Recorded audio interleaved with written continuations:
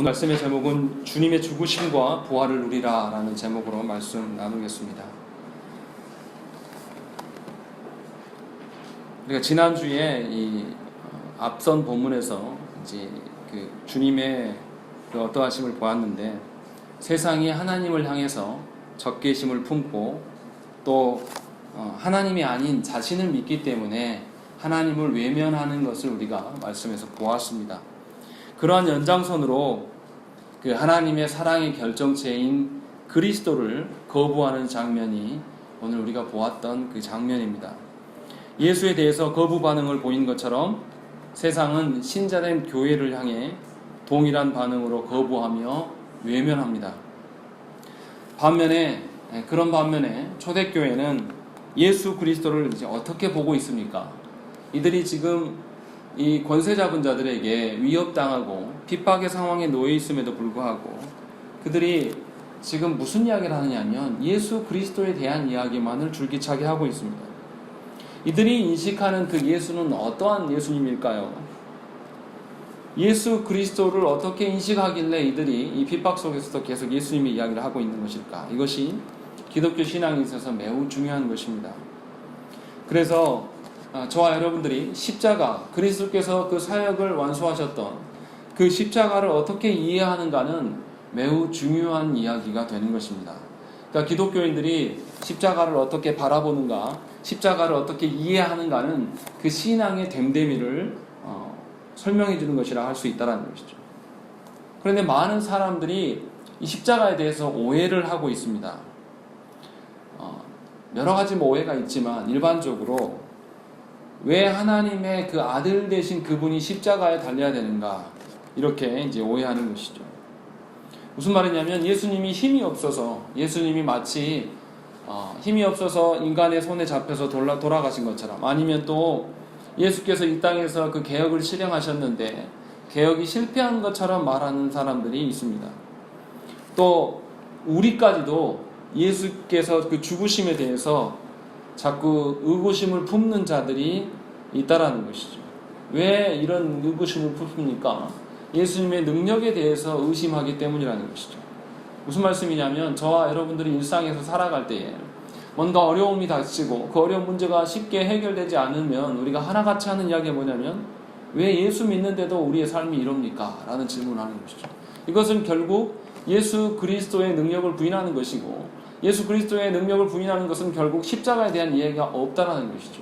예수께서 십자가에서 무엇을 하셨는가, 예수께서의 그 십자가의 사건은 무슨 의미인가에 대한 이해가 없기 때문에 우리가 고난 중에 있는 성도들이 예수의 능력을 의심하면서 그것들을 질문하는 경우를 많이 본다는 것입니다. 그런데 예수님께서는 이 십자가에 달리실 것을 미리 고지하셨습니다. 죽기 이전에 자신이 죽어야 될 그 일들을 계속해서 알리셨습니다. 심지어 베드로가 예수의 길을 막을 때에 예수님께서 베드로를 향해서 뭐라고 하십니까? 사탄이라고 하시면서 나의 길을 막지 말라라고 말씀하십니다. 그리고 또 이 베드로가 어떻게 합니까? 예수를 잡으러 온 군병들을 향해서 어떻게 하죠? 칼을 뺏어서 그 종의 귀를 잘라버려요. 그때도 예수님께서 어떻게 하십니까? 베드로를 꾸짖으십니다.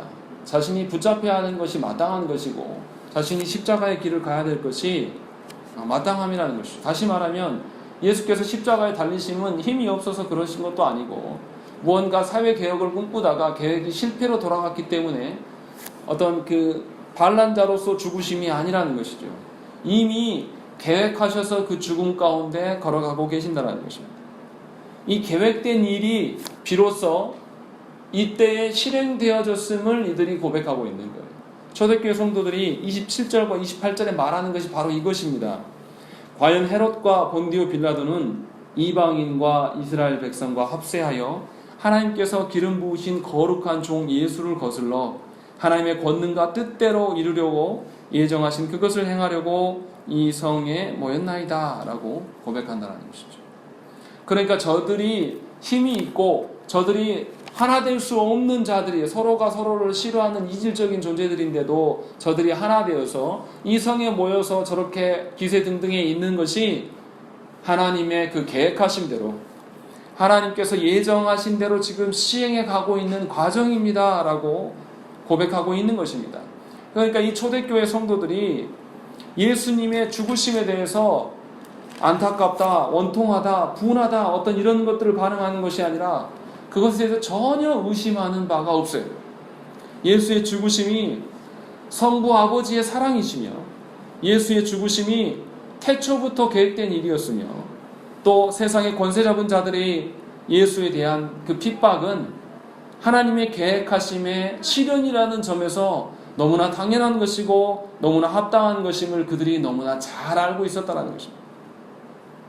또한 자신들에게도 그리스도께서 당하신 동일한 고난이 있어야 됨을 잘 알기 때문에 27절과 같은 고백 속에서 이들이 핍박에 굴복하지 않고 도리어 하나님의 뜻이 실현됨을 인하여서 감격하고 감사하고 있는 것을 우리가 볼 수 있다는 것이죠. 이것이 신앙이고 이것이 믿음입니다. 하나님의 그 어떠하심과 하나님께서 우리를 어떻게 이뤄가시는 것을 말씀 그대로의 것들로 받아들이고 그것이 실현되는 것이 내가 작아지고 초라해지고 궁핍해지고 고난에 이를지라도 하나님의 계획하심 선상에 있는 거라면 그들이 감사하고 있다는 것이죠. 이것이 십자가에 대한 바른 이해라는 것입니다. 또 어떤 부류들은 그 십자가를 오해하는 경우가 있어요. 어떻게 오해하냐면 십자가는 그저 상징적인 것인 뿐이다. 본보기라는 것이죠. 그래서 예수께서 십자가에 달리심을 무저항 비폭력의 어떤 샘플로 보는 것입니다. 그래서 예수의 그 십자가 죽음을 성부와 관련 짓는 것이 아니라 그냥 훌륭한 인격을 갖춘 어떤 좋은 사람의 모델로서, 마치 우리가 아는 유명한 어떤 사람들의 비폭력 무저항, 간디처럼 그런 예수님의 어떠함으로 바라본다는 것이죠. 그렇게 바라보니까 예수께서 십자가의 그 죽으심이 성부의 뜻에 준한 것이다 라는 것을 알 수가 없다는 것이죠. 어떤 분들은 또 이렇게도 이야기해요. 성부 하나님께서 이 예수를 활용하시기 위하여서 그 예수를 죽을 수 있을 정도까지 준비시켰다 이렇게 이야기해요. 그래서 저와 여러분도 죽을 각오를 하자 이런 식으로 어떤 사람의 좋은 샘플로서 이야기를 하면서 십자가를 다르게 해석하는 분들이 교회 안에 있다는 것이죠. 그러나 분명하게 그것은 아니에요. 성부 하나님께서 계획하심을 성자 예수 그리스도께서 모두 다 알고 계셨고 그의 뜻대로 지금 진행해 가고 있었음을 우리가 알아야 된다는 것이죠. 또 어떤 사람들은 이렇게 이야기를 해요. 예수님이 그 십자가 사건을 이야기할 때 주변인들, 예수를 둘러싸고 있는 주변인들이 예수님을 십자가에 이렇게 메어 달릴 수 있도록 도와준 사람들이기 때문에 이들의 공로도 인정해줘야 된다. 심지어 우리의 죄악도 하나님께서 활용하시면 선으로 쓸 수 있다. 그래서 우리가 살아가는 것이 아무렇지도 않다. 죄로부터 자유하다라고 말하는 이들이 있죠. 이렇게 말하는 사람들이 이제 구원파들이죠. 그래서 죄에 대해서 아무렇지도 않은 양 살아가는, 십자가에 대해서 무한한 오해를 하고 있는 것을 우리가 알 수 있다는 것입니다. 하지만 28절의 말씀 한번 읽어보시면 십자가 사건을 일으키신 분이 바로 하나님이시라고 고백하고 있습니다. 이것이 초대교회의 고백입니다.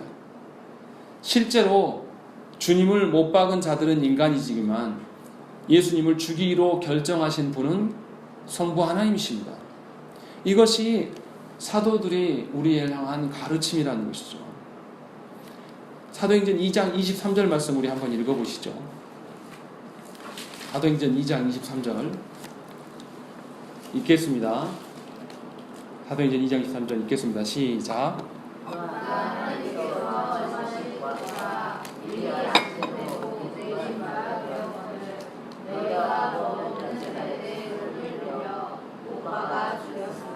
예, 십자가는 세상이 창조되기 전부터 계획되고 정해진 일이었습니다. 그리고 이 일을 구약 성경에서 줄기차게 알리시고 가르쳐 오셨다는 것이죠. 또한 예수께서 성신하신 이후에도 주님께서 가르친 주된 내용이 바로 이 내용이었어요. 예수 그리스도의 죽음과 부활하심이었어요. 주님께서 또 십자가에서 마지막으로 하신 말씀이 무엇입니까? 다 이루었다라고 말씀하신다는 것이죠. 무슨 말이냐면 예수께서 이 땅에 오심, 성부의 보내심은 뭔가 성부의 목적대로 그 일이 있었고, 그 일을 예수께서 그 순종하는 마음으로 그 일들을 다 진행하셨음을 우리에게 알려주고 있다는 것이죠. 그래서 이 예수님의 죽으심이 초대교회 성도들이 보는 것처럼 성부의 뜻하신 바대로였고, 그 뜻하신 바대로 예수께서 순종하면서 이것이 진행되어져 가는 일이고, 또 그로 말미암아서 예수를 핍박하는 자들이 생겨나는 것도 매우 정상적인 일이고 성부의 뜻대로 진행되어지는 것이다 라고 고백하고 있다는 것입니다. 누가복음 24장 25절 26절에 이렇게 이야기하는 것이죠. 이르시되 미련하고 선지자들이 말한 모든 것을 마음에 더디 믿는 자들이여, 그리스도가 이런 고난을 받고 자기의 영광에 들어가야 할 것이 아니냐 하시고 라고 되어 있습니다. 예수께서 이 고난을 받으신 이후의 영광에 들어가심을 분명히 가르치고 있는 것이죠. 성경 곳곳에서 그렇게 알려주고 있다는 것이죠. 그렇기 때문에 저와 여러분들이 그 그리스도의 십자가의 사건에 대해서, 그리스도의 능력에 대해서 의심을 품는 것은 매우 미련한 짓입니다. 신앙이 아니에요. 신자라면 하나님께서 우리의 인생을 책임져 주시고 하나님께서 우리의 인생을 통치하고 다스려 가시는 그분이다, 그 예수 그리스도의 피값으로 우리가 그 다스림 가운데 거하는 나라는 것을 안다라면 우리 안에 이루어져가는 일들에 대해서 의구심을 품은다든지 거기에서 고통하고 괴롭고 그것을 탈출하고자 하는 욕망보다는 거기에서 성부의 뜻을 찾고 삼위 하나님께서 우리를 어떻게 이끌고 가실지에 대한 그런 고민을 하는 것이 정상이다라는 말씀을 드리고 싶은 것입니다. 그러니까 그리스도인들에게 일상의 삶은 어떤 것이냐면 낯설고 매우 괴로운 것이고 힘들고 고된 일이 아니라 것이죠. 삼위 하나님께서 우리에게 예비하신 대로 우리의 인생길 가운데 일들이 이루어져 가고 있는 것을 우리가 인정하고 받아들이셔야 된다는 것이죠. 뭔가 내가 보기에, 내가 판단했을 때에 뭔가 문제가 생기는 것이, 뭔가 인생에 큰 문제가 생긴 것처럼 요동하는 것은 신자됨의 특징이 아니라는 것입니다. 그렇다면 우리가 예수께서 이 죽으신 이유가 무엇인지를 한번 살펴야 돼요. 예수님께서 왜 죽으셨습니까? 이 부분이라는 것이죠. 물론 다 아시겠지만 예수님의 죽으심은 성부의 뜻에 의한 것이에요. 다시 말하면 하나님이 하나님이시기 때문에 예수님을 죽이셔야 했다는 것이죠. 하나님은 공의의 하나님이십니다. 그래서 그 공의를 실현하셔야 되기 때문에 죄인된 우리를 대신하여 누군가는 죽어야 합니다. 하나님 그렇게 우리에게 약속하셨기 때문에 당신의 공의를 드러내시고, 당신의 공의를 드러내시는 것이 당신의 사랑을 드러내는 것이고 공평하시고 거룩하신 분이심을 드러내는 방편이라는 것입니다. 히브리서 9장 22절에 율법을 따라 거의 모든 물건이 피로써 정결하게 되나니 피 흘림이 없은즉 사함이 없느니라 라고 말씀하셨다는 것이죠. 우리의 죄의 문제를 피 흘림이 없이 우리가 해결할 수 없다는 것이죠. 하나님께서 모든 사람이 죽어야 되는데 죽어야 될 이 모든 사람들을 위해서 죽음을 맛보게 하시기 위해서 하나밖에 없는 아드님을 세상에 보내셨다는 것이죠. 그러니까 우리 입장에서는 그 예수님의 죽으심이 우리가 구원을 받을 수 있는 유일한 길이고 또 하나님의 공의가 드러날 수 있는 유일한 방편이라는 것입니다. 우리 같은 죄인이 용서받을 수 있는 길은 오로지 이 그리스도의 죽음뿐이라는 것입니다. 그것을 알고 인정하는 자라면 우리 입에서 항상 나와야 될 이야기가 뭐냐면 그리스도의 죽으심과 고난받으심입니다. 그리스도인들이 그리스도의 죽음 앞에 동참하며 이 땅에서 고난받고 죽어가는 여정 가운데 서야 되는 것이 정상적인 모습이란 말이에요. 그리스도의 그 죽으심을 받아들이지 않기 때문에 우리 안에 조금만 위협이 있다라든지 내 안에 뭔가 어려움이 생기면 견디기가 힘든 것이죠. 내 인생을 하나님께서 예비하시고 예정하신 것으로 받아보지 않기 때문에 내 인생 안에 일어난 그 고통들을 참을 수가 없는 지경에 이른다는 것입니다. 그러니까 그리스도인들은 그리스도의 고난을 안다라면 고난 속에 스스로 들어갈 수 있는 자여야 돼요. 그리스도의 고난의 의미를 안다라면 그리스도의 고난에 대해서 더 깊이 묵상할 수 있는 자가 되어야 된다는 것이죠. 어떤 분들은 성경 안에서 승리만 좋아하시는 분들이 있어요. 그래서 승리를 많이 했던 사람들을 좋아하고 그를 닮아가기를 소망하는데 성경에 나오는 등장하는 인물은 우리가 닮아야 될 사람이 없습니다. 오로지 예수 그리스도께서 인간으로 오셨던 그 예수 그리스도만을 우리가 닮아갈 수가 있는 것이지 어떤 인간을 닮으라고 하나님께서 보여준 샘플이 아니라는 것이죠. 그러니까 저와 여러분들이 이 그리스도의 그 죽으심에 대해서 이해를 하신다면 우리가 그 그리스도의 죽으심을 우리의 삶에 투영할 수밖에 없어요. 저와 여러분들이 이 예수 그리스도의 죽음을 통과하지 아니하고는 기도할 수가 없는 것이죠. 그러니까 우리 기도 가운데는 예수 그리스도께서 고난 받으신 것처럼 우리의 고난도 거기에 스며 있어야 돼요. 그것이 기도이고 그것이 신앙생활이라는 것이죠. 그러니까 그리스도의 죽음이 우리의 심령 가운데 많은 부분을 차지하고 그것을 늘 염두에 두고 묵상하는 것이 우리 신자들의 삶이어야 된다는 것이죠. 죽음을 마치 없는 것처럼, 죽음을 별개인 것처럼 우리가 살아가야 될 것이 아니란 거예요. 그러니까 아까 예배 전에 찬양했던 한 찬양이 그거지 않습니까? 우리 장례식 때 많이 부르는 찬양들. 그걸 왜 장례식 때만 부릅니까? 일상에서 우리가 하나님 나라를 소망하면서 그것을 불러야 돼요. 죽음을 늘 염두에 두면서 살아가는 것. 그리스도께서 그렇게 죽음 가운데 걸어가셔서 우리가 살았기에 죽음을 통과하지 않고는 하나님의 자녀일 수가 없다는 것입니다. 그러니까 저와 여러분들이 늘 죽음을 염두에 두고 그 죽음 앞에 삼위 하나님의 뜻을 발견하는 자로서 서셔야 된다는 것입니다. 이제 우리가 또 살펴야 될 다른 측면은 무엇이냐면 이 초대교회 성도들의 태도가 어떠했는가를 보셔야 되는 것입니다. 이 초대교회 성도들이 지금 누구로부터 위협을 받습니까? 당시에 이 권력을 쥔 로마의 그 수하들, 또 그리고 또 다른 권력, 종교적인 권력을 쥔 자들, 이 자들의 연합체로부터의 위협을 받고 있는 것이죠. 그런데 이 초대교회 성도들은 이런 위협 앞에서 자신들의 안위와 자신들의 평안을 구하지 않습니다. 그런 구절이 없어요. 자신들의 자유, 안위, 행복을 위해서 기도하지 않습니다. 지금 계속 기도하는 내용인데요. 우리가 읽었던 본문들이 기도하는 내용인데 기도의 내용들을 보면 그런 것들이 없다라는 것이죠. 오로지 무슨 이야기 합니까? 자신들이 깨달은 예수 그리스도의 그 죽음의 의미를 바르게 전달할 수 있게 해달라고 요청하는 것을 우리가 볼 수 있습니다. 29절과 30절 말씀 한번 읽어보겠습니다. 읽겠습니다. 시작.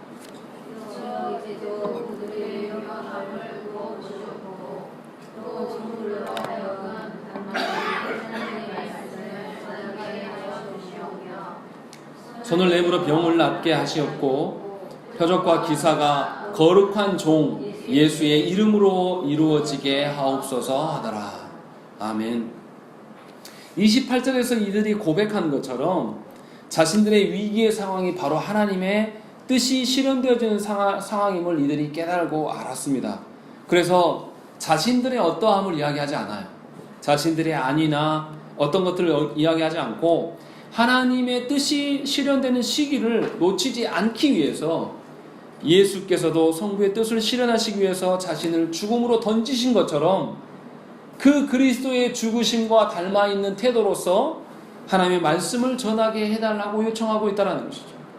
그러니까 이들이 얼마나 이 예수 그리스도의 죽음을 소망하고 이 예수 그리스도의 그 어떠하심을 바르게 알고 있는 자들인가를 우리가 알 수 있다는 것이죠. 자신들을 드러내려고 하는 것이 아니라 오로지 예수 그리스도만이 드러나야 되는 거예요. 왜냐하면 자신들의 대적으로 보이는 그 무리들에게도 구원의 방편이 누구이기 때문에 예수 그리스도의 죽으심이 구원의 방편이기 때문에 그것만을 드러내려고 한다는 것이죠. 자신의 어떠함을 드러내고 자신의 이름 내기 위해서 서는 것이 아니라 오로지 그리스도의 죽으심을 드러내는 데 최선을 다하겠노라. 그렇게 할 수 있는 자로 나를 세워달라라고 하나님께 요청하고 있는 거죠. 이런 기도하는 자를 하나님 보실 때 얼마나 기뻐하시겠습니까? 저와 여러분들이 하나님이 주신 인생을 살아가는 자들이에요. 하나님이 시간을 주셨고 우리 육신을 주시고 우리가 거닐 수 있는 터전을 주시고 많은 것들을 우리한테 제공해 주셨는데 우리 기도를 살펴보면 지속적으로 우리의 안위와 평화를 위해서 기도합니다. 내 마음 심란한 것도 내가 어떻게 하지 못하니까 그것마저도 하나님께 해달라고 요청하는 것이죠. 우리의 기분이, 감정이, 우리의 정서가 하나님께 바르게 서지 않으면 하나님께 기도하지도 않아요. 기도하는 것도 더뎌합니다. 얼마나 유아적인 태도로 나아갑니까? 아이들이 그러죠. 뭔가 슬픈 일이 있으면 우느라고 다른 일을 못해요. 그런데 성인된 저와 여러분도 똑같습니다. 인생에서 삼위 하나님의 뜻대로 실현된다라는 그 인정함이 우리 중심 가운데 없기 때문에 뭔가 내 안에서, 뭔가 내 주변에서, 내 가정 안에서, 내 교회 안에서 내가 용납할 수 없는 일들이 일어나면 하나님을 구하지 않습니다. 찾지 않아요. 견디지를 못한다는 거예요. 원래 목적이 무엇인데 우리가 소모됨으로 말미암아서 예수 그리스도의 그 죽으심이 이 땅 가운데 세워지고 알려져야 되는 것이 우리의 목적임에도 불구하고 그것은 아무런 관심도 없고 우리의 안위만을 놓고 기도하는 것이 우리의 현실이라는 거죠. 그러니까 그런 중심으로 살아가는 자들이 하나님께 복을 구할 수밖에 없는 거예요. 세상의 복, 달콤한 것들을 구할 수밖에 없다는 거죠. 그러나 그들에게는 삼위 하나님의 그 능력은 절대 드러나지 않습니다. 그냥 세상의 어떠함을 누리고 살아가는 것밖에 드러나지 않아요. 그래서 그들 안에는 그리스도의 능력이 없고 그들 안에는 삼위 하나님의 돌보심이 있을 수가 없다는 것이죠. 분명히 저와 여러분들이 아셔야 될 것, 이 초대교회 공동체가 어떻게 행하고 있는가를 잘 보시라는 것이죠. 그리고 하나님께서 어떻게 이들을 호응해 주시고 격려해 주십니까? 31절의 말씀에 나와 있습니다. 우리 한번 읽겠습니다. 시작. 이를 다음에 우리 곳이 진동하더니 우리가 다 성령이 충만하여 담대히 하나님의 말씀을 전하는다. 예, 이들이 구하였던 대로 그대로 바로 그 결과가 드러나는 것을 볼 수 있어요. 성령의 충만함으로 인해서 이 공동체는 삼위 하나님과 하나됨을 경험하고 있는 것입니다. 예수 그리스도의 고난과 죽으심을 잘 아는 자들만이 보일 수 있는 태도이고 그들을 삼위 하나님께서 직접 인정해주고 있는 것이 기도의 응답으로 드러나고 있음을 보아야 된다는 것이죠. 이것이 우리에게 매우 중요한 이야기입니다. 오늘날 많은 그 그리스도인들이 예수 그리스도의 죽으심이 어떠했는지, 그리스도의 부활이 어떤 의미가 있는지에 대해서 별로 관심이 없습니다. 그리스도의 죽으심과 부활하심에 대해서 우리가 얼마나 중요하냐면 그것이 없으면 우리는 존재하지 않아요. 그런데 이것을 설명하지 못해요. 예수를 오래 믿었는데 예수에 대해서 예수님이 어떤 분이냐라고 이렇게 물으면 당연히 그리스도의 죽으심과 부활하심이 먼저 나와야 되는 게 정상인데 그것에 대한 관심이 없습니다. 성경에서 그리스도의 죽으심과 부활하심을 어떻게 그리고 있고 어떻게 설명하고 있는가에 대해서 우리가 묵상하여서 그 부분이 달아 헤어지고 우리의 입에서는 늘 그것이 넘쳐야 되는데 그것이 없다는 것이죠. 그냥 그런 거 없어도 돼요. 난 그런 거 몰라도 돼. 그냥 종교적인 가치만을 내가 누리고 살아가면 된다라는 식으로 예수를 믿는다는 것이죠. 그렇기 때문에 그리스도인들이 그리스도인답지가 않아요. 그리스도인의 삶에서는 하나님의 어떠하심이 전혀 드러나지가 않는 것이고 예수 믿는 가정인데 예수 믿는 가정다운 면모가 하나도 드러나지 않는 것이죠. 예수 믿는 종교 생활은 있을지라도 그의 자녀들이 예수 믿는 자녀다운 생명의 모습을 하나도 드러내지 못하는 것이 우리의 현실이라는 것입니다. 예수의 죽으심과 부활하심에 관심이 없기 때문에 그래요. 그것이 우리의 주된 관심사야 되고 그것이 우리가 알아야 될 근본의 어떤 전제됩니다. 그것을 모르면서도 관심이 없기 때문에 어떻게 합니까? 성경에 집중하지 않아요. 오히려 자신의 삶에서 어떤 일들이 일어나는 일들에만 훨씬 더 중요하게 관심을 갖는다. 그러니까 성경을 안 읽어도 태평하고요. 말씀을 몰라도 아무렇지도 않아요. 그러나 자기 일상에서 뭔가 작은 일만 일어나면 난리 법석입니다. 요동하는 그런 그리스도인들, 삼위 하나님의 돌보심이 있다고 아무리 설교해도 그들의 삶에는 삼위 하나님이 계실 수가 없다는 것이죠. 다시 말하면 저와 여러분들이 그리스도의 삶과 죽음에서 우리의 삶이 출발되지 않으면 우리의 삶에는 하나님의 다스리심이 전혀 드러나지 않는 것이 정상이라는 거예요. 그리스도의 죽으심과 부활하심을 모른 채로 하나님이 역사하셔서 내 가정을 변화시키시고 하나님이 역사하셔서 내 자녀들이 회심하는 일들이 일어나고 뭐 또 그러한 일들이 일어날 수가 있겠냐 이 말이에요. 그럴 수 없다라는 거죠. 어떻게 우리가 그리스도의 그 어떠함을 관심이 없는데 우리의 삶에 그리스도의 능력이 드러날 수가 있겠습니까? 이것은 우리가 예수를 잘못 믿고 있는 것이고 사실은 더 엄밀하게 하면 정말 죄송한 이야기지만 꼭 삼위 하나님이 아니셔도 됩니다. 신에게 대해서 전혀 관심 없고 그냥 신에게 뭔가를 바쳐가지고 신에게 유익을 받는 이 형태는 이방 잡신들이 하는 형태예요. 우리가 믿는 삼위 하나님은 인격적인 하나님이시란 말이에요. 사람 한 명을 사랑해도 이 사람이 나를 진심으로 좋아하는지 안 하는지 다 느껴요. 사람들도. 그런데 하나님을 향해서 우리가 어떻게 행동하냐면 하나님에 대해서 아무런 관심 없으면서 안 그런 척 하면서 예배드리고 나와서 헌금 생활하고 기도 생활한다고 해서 하나님이 모르시겠냐 이 말이에요. 하나님이 그렇게 아둔하신 분이냐 이 말이에요. 하나님의 어떠함에 대해서 하나님 사랑하지도 않으면서 자기 안위와 자기 만족과 어떤 이런 복을 비는 것에 대해서 하나님께서 그냥 모른 채 하시겠냐고. 그 비는 그런 형태들을 하나님이 죄악의 증거로 하나님께서 접수해 놓으실 거예요. 그것이 바로 우리가 하나님을 믿지 않는 우리 스스로 입증해내는 그런 불신의 모습이라는 것입니다.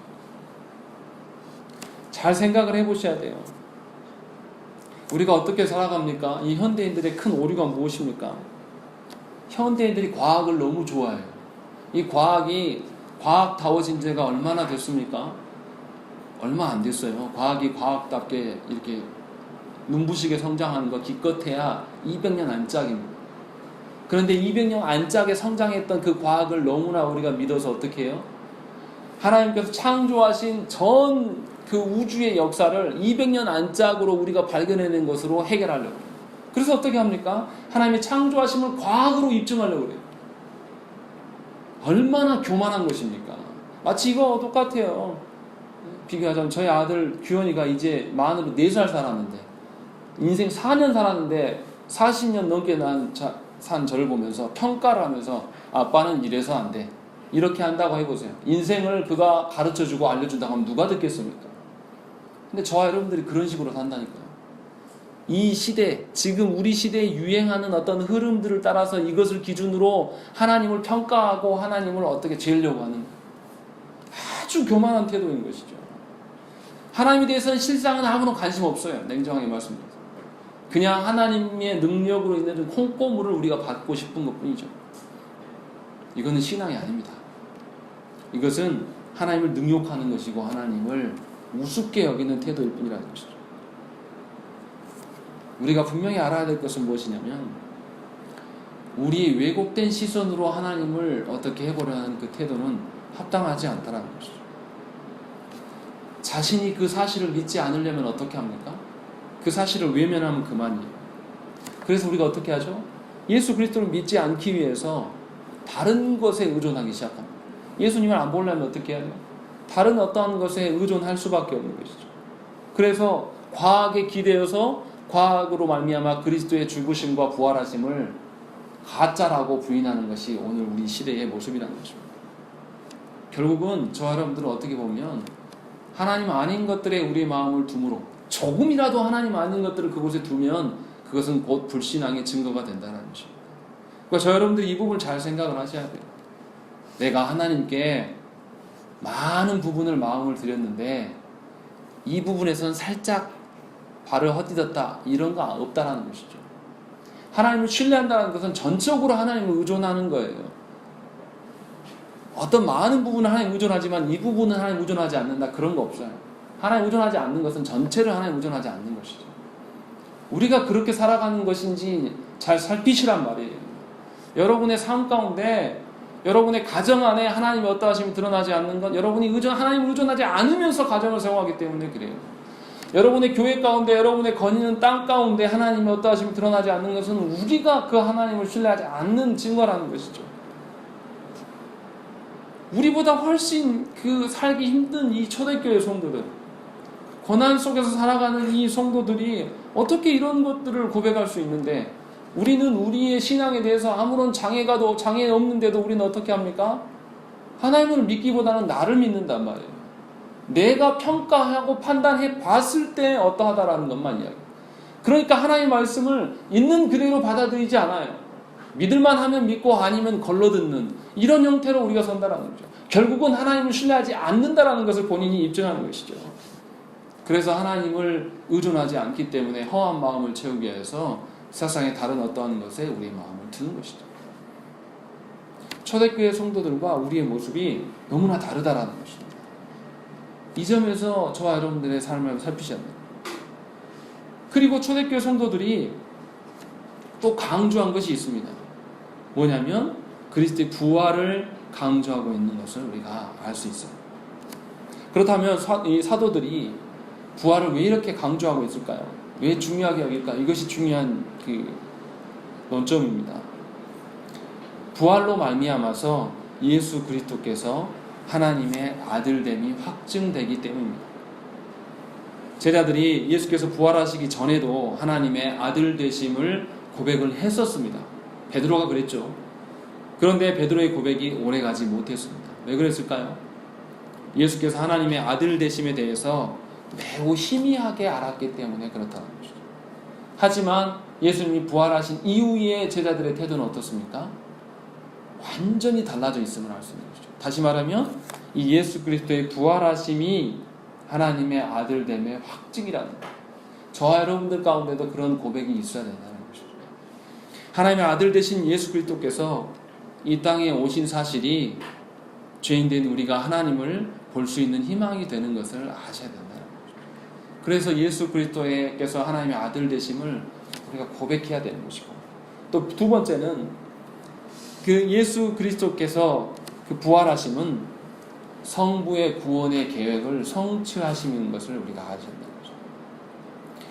그러니까 이 말을 달리 이야기하면 그리스도께서 죽으시고 부활하심이 그리스도인들이 살아가는 유일한 길이라는 것이죠. 죄로부터 자유할 수 있는 그 유일한 길이 바로 그 부활하신 예수 그리스도라는 것이죠.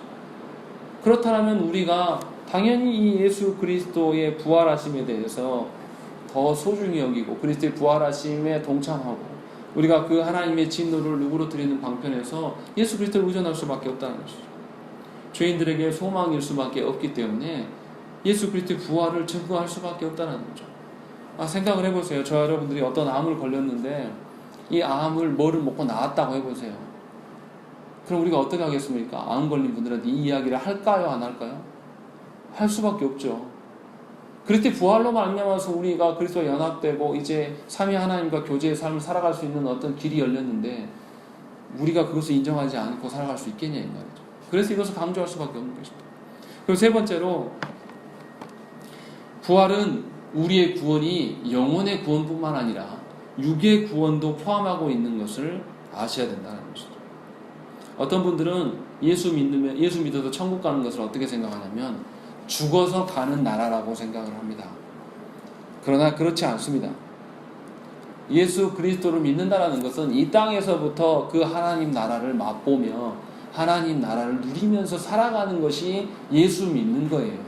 이 땅에서는 우리 마음대로 육신의 삶을 살다가 죽어서 가는 나라가 하나님 나라가 아니란 말이에요. 그렇게 살기 때문에 우리 안에 하나님 나라의 어떠한 소망이 없는 거죠.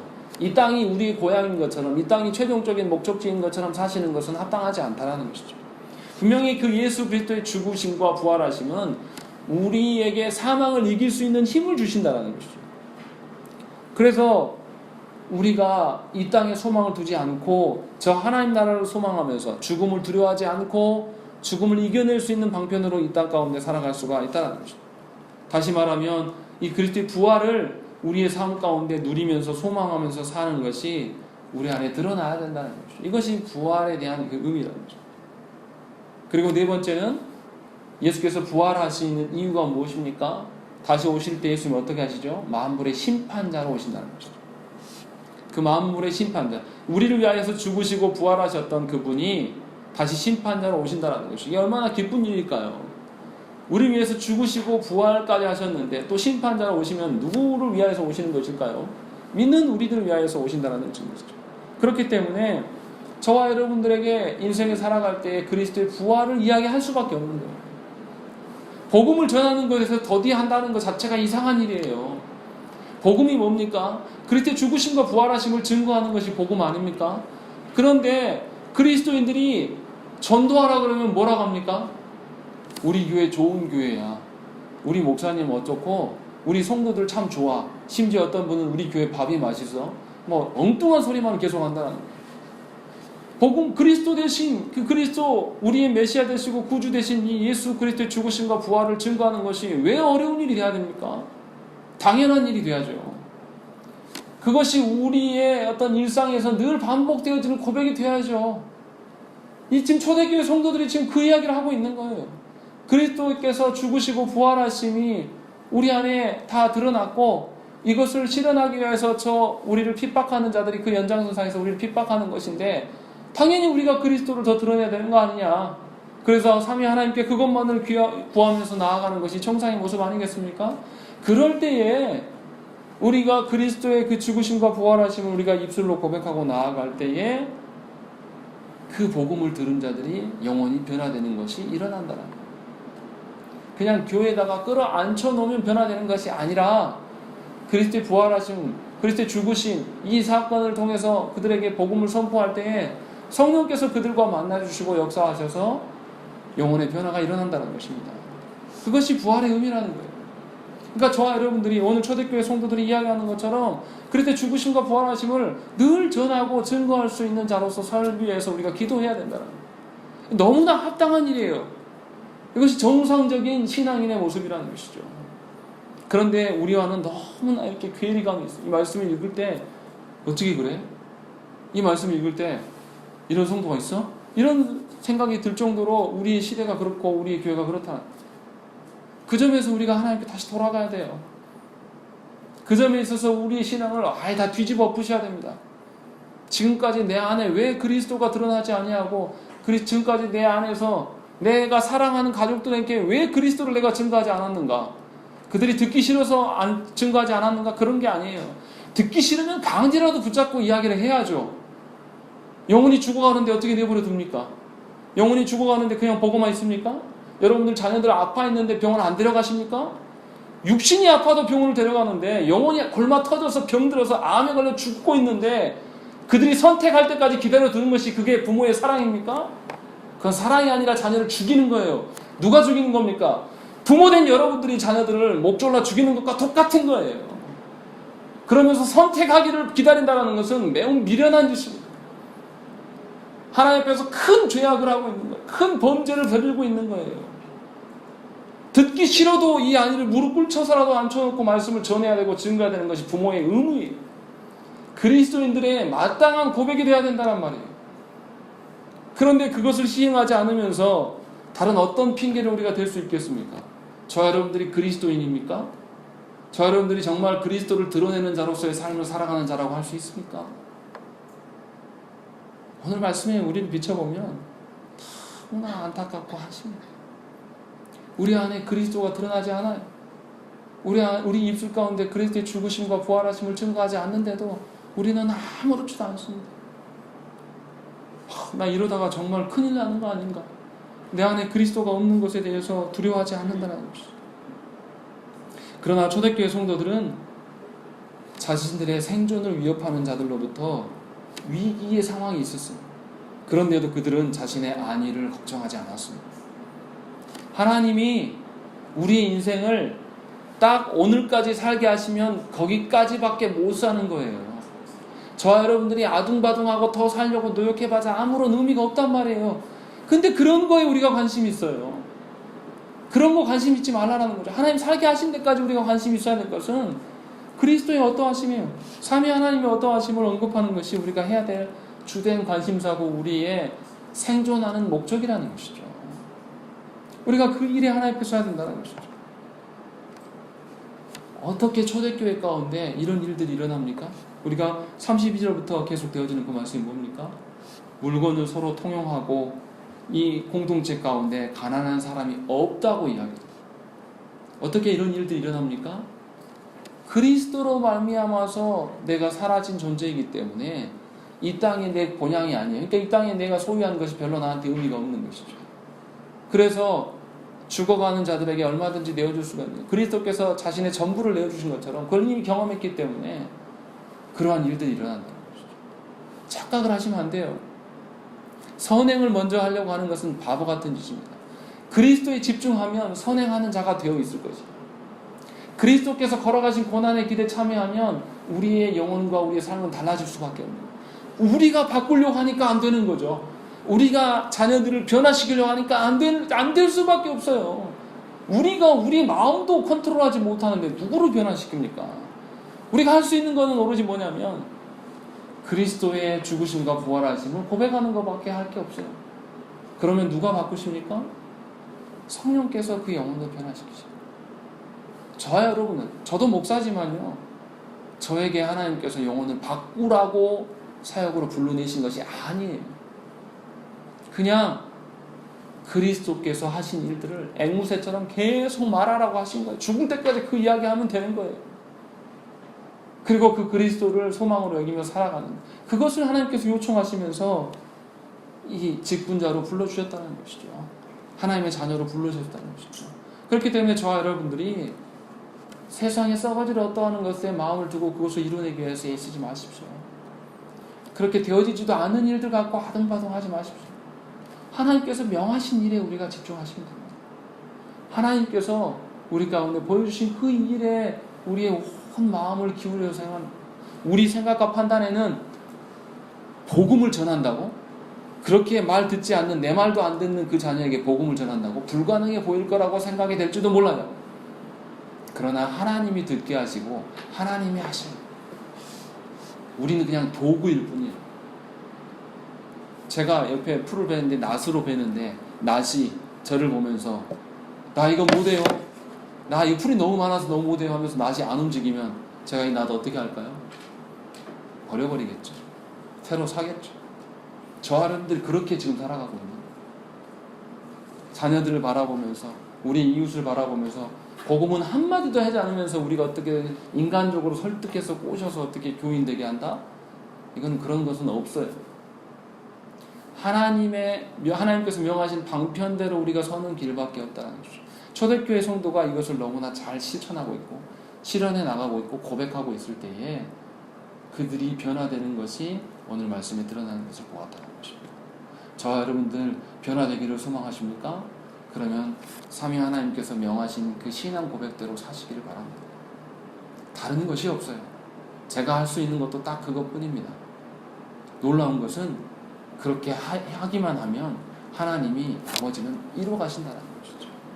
그래서 저와 여러분들이 이 그리스도 아는 일, 삼위 하나님의 아는 일에 열심을 내시기 바랍니다. 그리고 그것이 우리의 소망되심을 누리면서 신앙생활을 해나가시기 바랍니다. 견디는 것이 아니라 삼위 하나님의 사랑과 통치를 누리면서 사시는 저와 여러분 되시기를 간절히 축원합니다. 우리 함께 기도하시겠습니다.